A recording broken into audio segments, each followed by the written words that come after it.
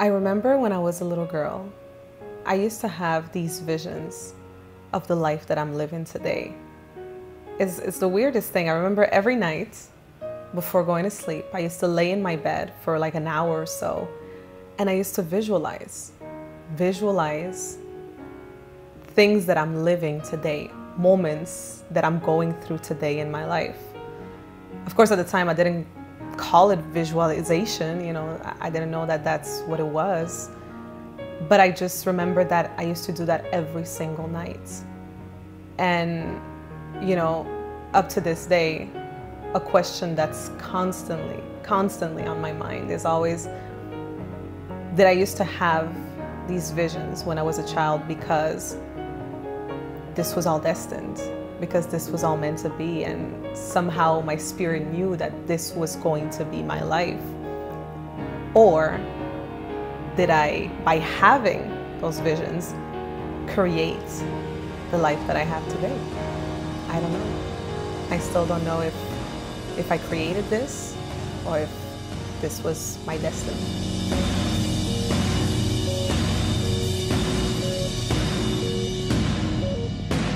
How many people are there? Oh, we're more than right now. I think we're like 12. You're filming? Yeah. Allô? Allô? Bienvenue. Ben merci. Can you talk a little bit about the purpose of this retreat? Yeah.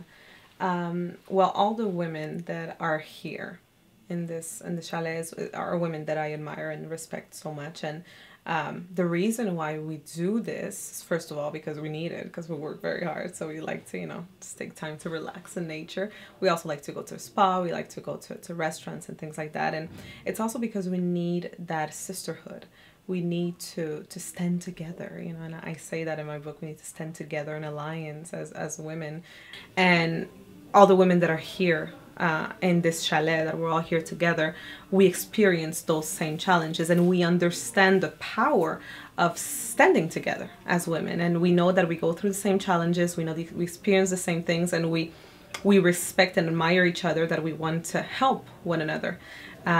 So yeah, so it's basically that. It's to create kind of a sisterhood where you have women who are in the same position that you're in, and you can spend time with them and you know, just see how we can help one another and how we can grow even more and you know, help the world. Because at the end of the day, what we do, it's that, you know, I remember once hearing Lil Wayne say, we're talking about all that, but Lil Wayne said, he said, you know, if I wasn't passionate about what I do, I would have retired a long time ago. And that's how I think a lot of women here, including myself, that's how we feel. You know, if I wasn't passionate, I would have retired. I mean, my business is set up in a way that it generates money constantly, and I could just, you know, leave and be in the background, be in like a beach somewhere and just relax. Well, right now we're kind of like at close to a lake, but yeah, I think it's we're so passionate about what we do that we constantly want to grow, and we want to get together to know how we can grow even more and how we can help one another. And I think that more women should do that, not only in my industry but any industry.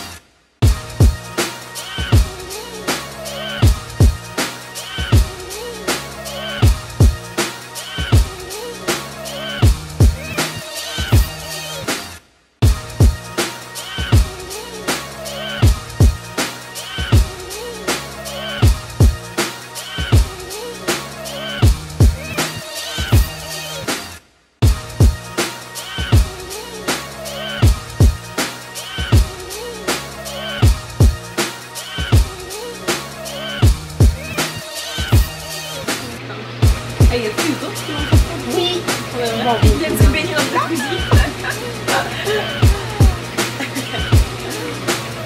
Nous, on avait fait un party de vision. Un party de vision, c'est que tu fais toute la fin de semaine comme si tu étais 50 ans. Puis on avait loué un chalet comme ça, puis on avait invité plein de monde, puis tout le monde faisait, tu sais, comme si on était dans le futur. Puis moi, puis mon ami et moi qui l'avait organisé. on disait tout le temps, oh, on veut avoir un chalet plus tard. Puis, le chalet qu'on avait loué, c'était dans le fond du dans le fin fond du Mont-Tremblant. Puis, fait que le premier soir, il y avait plein de monde, ça super cool, puis tout ça, puis on va dans le sport, c'était super le fun. Le deuxième soir, tout le monde était parti, puis c'était juste moi et mon ami. Et puis là, on s'est mis à avoir peur parce que c'était dans le vide. Le cellulaire rentrait plus. Là, on se disait, si on se fait attaquer, on est fait. On ne voulait pas sortir dans le sport, on avait peur des ours. Finalement, j'ai décidé que j'en voulais pas de chalet dans le bois. Il est où le beau caméraman, là? C'est pas du vin pour diabétique. Stéphanie, je l'ai jamais entendu dire quelque chose de négatif. Que j'aime pas le vin. T'essaies de dire, ben il est très sucré. Non, moi j'aime ça, le vin de Je pourrais plus la garder. Il n'y a pas moyen de la faire chialer.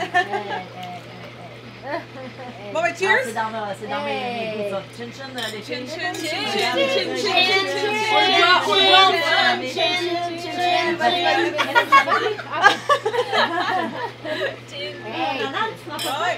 Non, c'est juste que là, j'ai rien à faire. T'es bien belle, toi, d'avoir pas.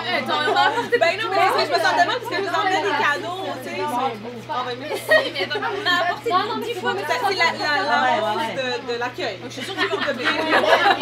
La rose de l'étincelle. Moi, j'ai pensé, je me suis dit, dans le fond, il y a juste un souper, puis c'est demain. Moi, on était partis pour apporter genre 4 bouteilles. Il a dit, on a 3 bouteilles pour 2 pour le souper de demain.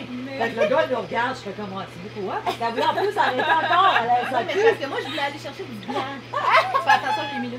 Mais j'en ai du blanc, j'en ai deux. Mais tu vois, c'est dans notre intérêt. Puis on a du champagne en plus, vous allez être correct. Pénélope aussi, elle a amené une bouteille de champagne. Ça, on a 3 bouteilles de champagne. Good morning. Vous l'avez déjà entendu.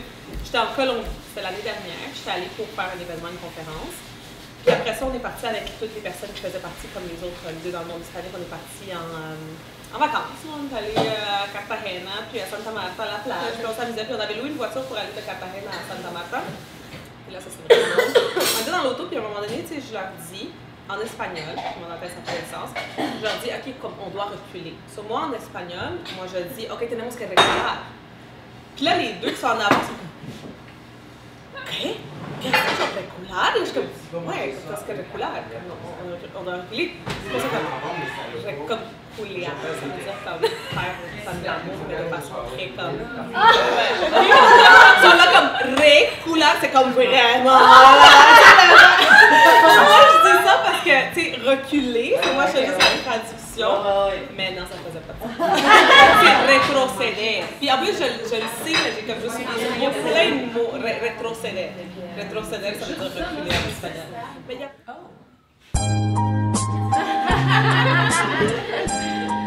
Comment t'as fait pour le voir? On se retourne, ils entendent tout à coup, j'ai pas. Tu comprenais un peu plus. Le décorant. La clé est dans elle a un expert karaté, elle a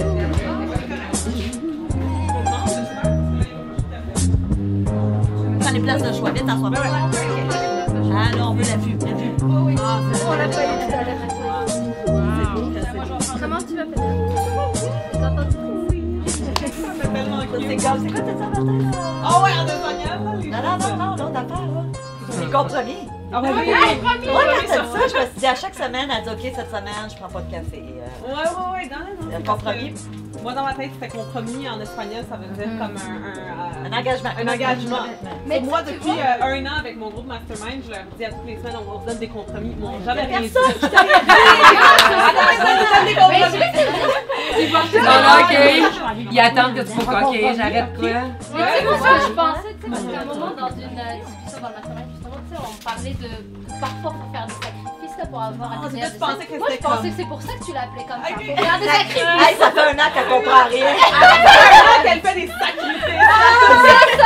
Ça fallait qu'elle les refasse. Tu fais des sacrifices. Pas drôle. C'est très drôle, à tous les semaines, je vais sur le groupe. Alors, votre tour, mettez vos compromis dans les commentaires. Ah, c'est vraiment drôle. Ça va être drôle quand tu vas revenir pour leur dire. Ben oui. Hey gang, ça vous tentait pas? Ouais, c'est ça, de me dire que finalement. Il y a quelqu'un qui est allé dans le lac hier. I'm a master and girl.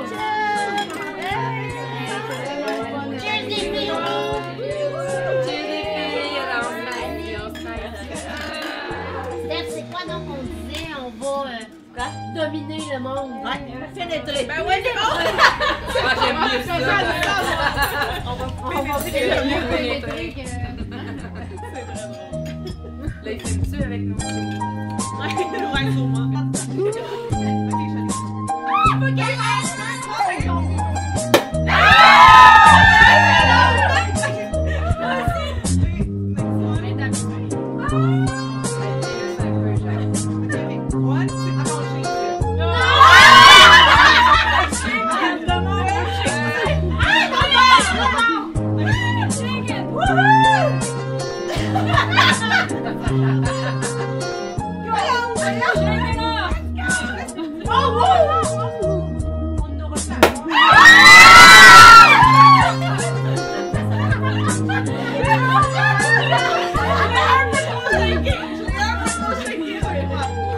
So we have our amazing chef this weekend. You can introduce yourself. Steven. Hi, nice. Amazing chef. How are you doing?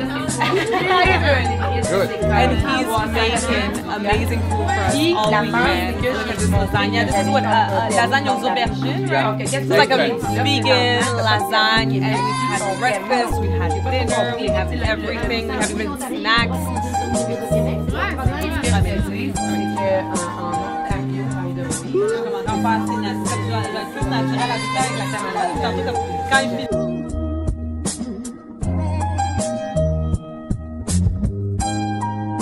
We are back in the city and we are in Old Montreal. Right now it's 9:30 and we are here to go to an event from Cordon Rouge Grand Marnier. To be honest with you, I am exhausted. I'm really tired because just a few hours ago we were in the middle of the woods and now we're here in the middle of the city and I had to get all dressed up and do my nails and everything and yeah, but I'm gonna try to enjoy this evening, eat good food and have nice drinks, so let's go.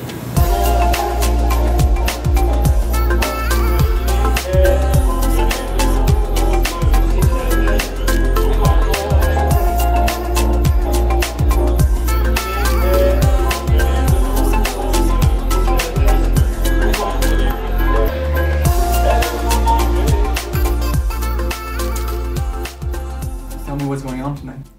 We are tonight in Toronto and we're headed to Notable Awards. What's actually pretty weird, well it's not weird, but it's just I guess a coincidence, is that I'm staying at the same hotel where I stayed last year when I came at this time of the year, like the same time of the year for YouTube Next Up. So it's kind of like a deja vu moment and I don't know, I just love being here. I just love being in the city. I love the feel of the city and it's a very special city to me, Toronto. Why is it so special? Well, it was a few years ago, 2011. It was 2011, January 1st of 2011. It was right at the beginning of my journey. I started my business in 2010, became a life coach in 2009. I was just starting. I was struggling so much. And it was a time when I like to call this the dark night of the soul. And it's a time when you're no longer the old version of you, right? But you're still not the person that you know you can be. So you're kind of like in this dark, weird place where you can no longer relate to the people that you used to hang out around with, but you're still not at the place where you can be with the people that you actually want to be around, you know, that have the kind of energy in life that you want to have because you're not there yet, right? So it's the dark night of the soul is a very dark and lonely place. And I was at that place on January 1st, on the first day of the year. I decided to come to Toronto. I came to Toronto because it's right next to Montreal and it was all I could afford. And I remember that night on January 1st, I guess January 2nd because it was midnight. I remember I was looking at my window at the hotel, through the window, and I was looking at all the city and all of the lights. And I just remember doing this, I guess, this promise with God, with the universe, that I remember saying, this is what I'm willing to sacrifice, this and that.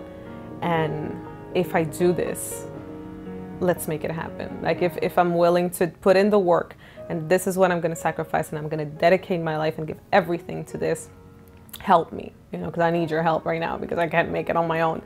And I just remember that something happened that night. I was on my knees, literally, in the hotel room, looking outside through my window alone, and something happened. There was this shift that happened within me. I went back home the day after, and everything changed. I remember I came back, but with that certainty within me that it was going to happen. I didn't know how, didn't know when, but I knew it was going to happen after that day. And at that point, everything changed. Everything changed, I felt, after that night, that very special night. Tell me about the change. I don't know, it wasn't a change in the outer world. It was more of a change in the inner world, in my inner world. It was just this, like I said, this certainty that it was going to happen. And it's weird because I remember last year when I came for YouTube Next Up, I always bring my diary wherever I go. Like I have so many diaries and I'm always writing. And I always bring it whenever I travel. And I brought it last year and I was about to write one night in the diary. And I remember I said, let me go see what I wrote back in 2011 when I came here alone. And it was so crazy because a few days after I went back from, I came back home after I went to Toronto, I wrote in my diary this, it was something in the lines of, what was it? Actually, I have it with me. Can you pass? It's in the bag right behind you, actually. Can you pass it? Yeah, that's the one. Yeah, pass it. And I'm gonna read it. I'm gonna read what I wrote in the diary. Let's see. This diary, I have it. This is the one that I started. When did I start writing in this one? August 25th, 2010. Meaning that this is like, this has everything. This has a whole journey in it. I just wish I would have wrote more. Like I wish I would have wrote more often. Let me see. Okay, so 2011. Oh, January 1st. I actually have January 1st. Oh, this is funny. This is so funny. I'm not gonna read the rest, but look at this. I say, I'm on a bus right now, on my way to Toronto. There's so much I could tell you, but it's not worth it. That is so dramatic. That's Alexandra being dramatic. I'm not gonna write the rest of the things because it's really not worth. Anyways, let's see here. After that, it was a few, okay, so it was on about a month after when I came back home from that trip to Toronto. It was January 26, 2011. Yeah, and I wrote it here. This is pretty crazy. Last year, and this is the thing, last year when I was here in Toronto, this time of the year, I read this and I was like, I cannot believe that I actually wrote that. I had completely forgot about it. And then I said, oh my God, I remember that time because like I said, I have the same dream every night. I'm alone in a hotel suite downtown Toronto, and my spirit has this amazing feeling of accomplishment over it, like a feeling of gratitude. And I keep on telling to myself in that dream, I finally made it. And just the fact that I was there years later in Toronto, chosen as one of the 15 YouTube Next Up channels across Canada. And I was, you know, for me, I still don't feel like I made it, of course. I think I'm very, very far from that.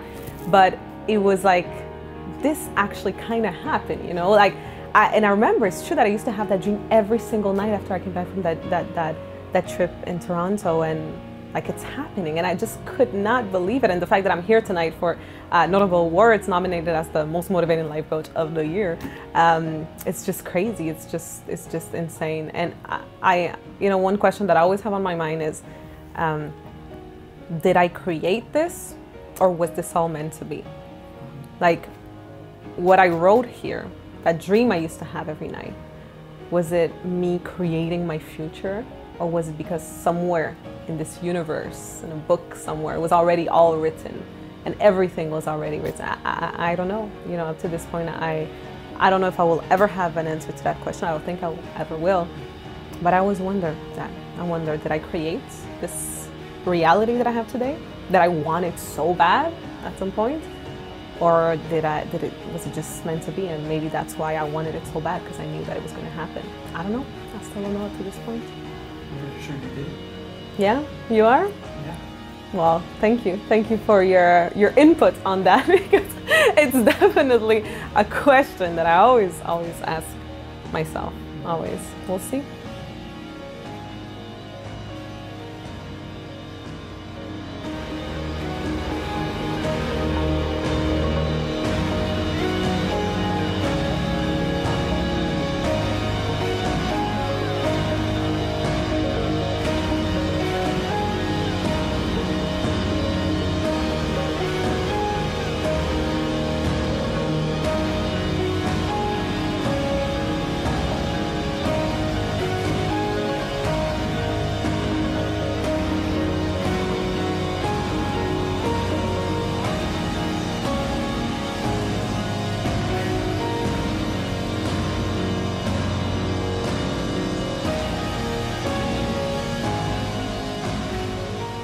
me what's the next step? The next step, again, I don't know if I created this or if it was all meant to be, because since I was a little girl, I always wanted to do this. It's the tour. We're going on a world tour, on a world book tour, and you guys are coming along.